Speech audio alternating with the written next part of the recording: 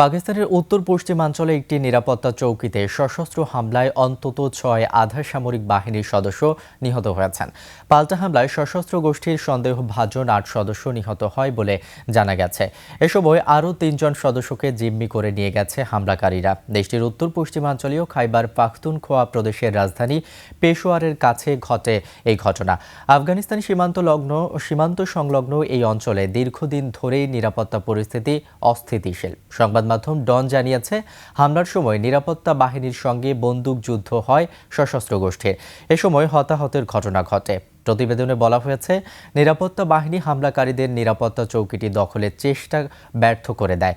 এ ঘটনায় এখন পর্যন্ত কোনো সংগঠন দায় স্বীকার করেনি। তবে সাম্প্রতিক বছরগুলোতে এ ধরনের হামলার সঙ্গে পাকিস্তানের বিভিন্ন সশস্ত্র গোষ্ঠীর সমন্বয়ে গঠিত তেহরিক-ই-তালেবান পাকিস্তানের টিটিপি জড়িত থাকার নজির রয়েছে।